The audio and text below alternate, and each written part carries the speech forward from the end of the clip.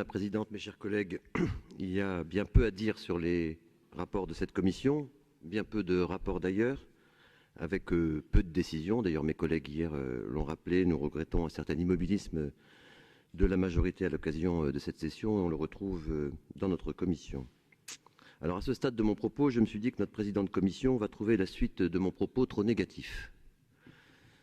Ne m'a-t-il pas dit il y a quelques jours, je le cite, « Vous n'êtes pour que lorsqu'il s'agit de dépenser du pognon ». Alors, je n'ai pas pris cette remarque personnellement, mais je me suis dit qu'elle illustrait le regard que vous portez, Madame la Présidente, avec votre majorité, sur le groupe auquel j'appartiens. Alors, avant de poursuivre, et comme je ne veux pas agacer inutilement Roch-Brancourt, je veux faire référence à vos propos, Madame la Présidente, hier matin.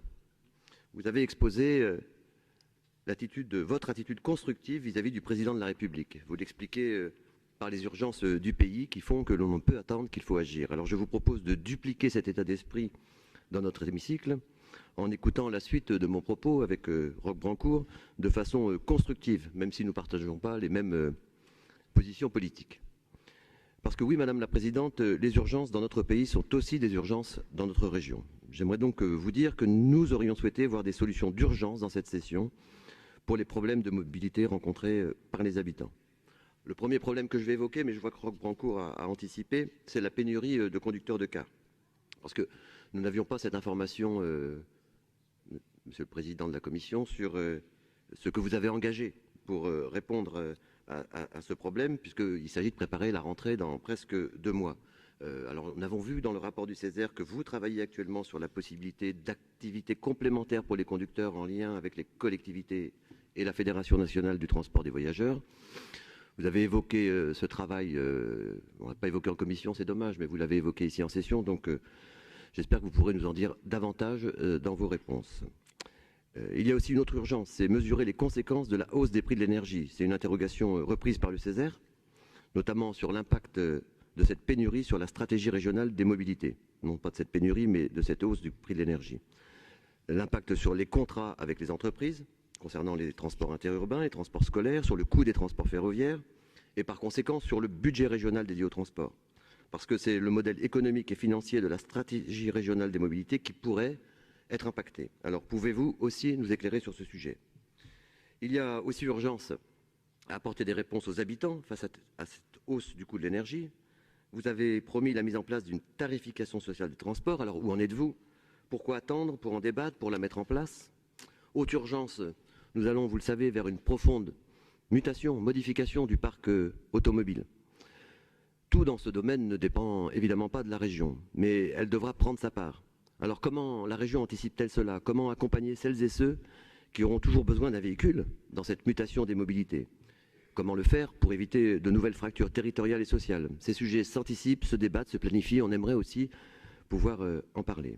Autre sujet d'inquiétude que nous portons ici, c'est la sauvegarde des services publics. Et je pense en particulier, j'y reviens quasiment à chaque session, à la disparition progressive des guichets sur tous les territoires qui pénalisent les usagers, sur lesquels on ne sent pas d'ambition, de volonté pour vous de remédier à cette situation.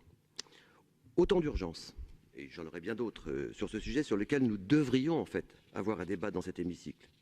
Or, j'ai le sentiment que toute l'énergie de la région est tournée vers la mise en concurrence du réseau TER, qui, au-delà de ne pas être une urgence, elle, vous connaissez notre position, n'est pas une réponse aux nombreux défis que je viens d'évoquer. C'est d'ailleurs pour cette raison que nous avons demandé une dissociation de vote et que nous voterons contre le point 3 du rapport 104, c'est ce que vous avez évoqué, le président de la commission, l'avenant à la Convention. Pour conclure, un mot sur le rapport relatif aux mobilités et solutions innovantes. Vous nous proposez de prendre connaissance des discussions en cours avec les collectivités, autorités organisatrices des mobilités de Songoran. Avec mon groupe, nous nous abstiendrons par principe en attendant d'avoir plus de lisibilité sur ces contrats territoriaux de mobilité à venir.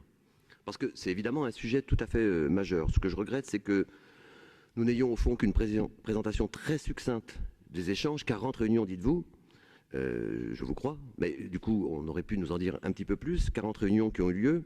Nous n'avons donc pas vraiment de retour sur ces rencontres, nous n'avons pas plus de lisibilité, je vous ai interrogé en commission, vous n'aviez pas la réponse, sur la méthode à venir, pour le partage ici, au sein de l'hémicycle, entre les élus de la région. du contenu de ces contrats avant leur signature. Parce qu'il ne s'agit pas seulement d'avoir des contrats bassin de mobilité par bassin de mobilité, il faut une cohérence évidemment sur cet ensemble. Et donc il y a un sens évidemment à dialoguer avec les élus des territoires concernés, mais il y a un sens aussi à pouvoir en débattre ici pour vérifier, débattre, assurer la cohérence et l'ambition de ces contrats au regard de la stratégie régionale des mobilités.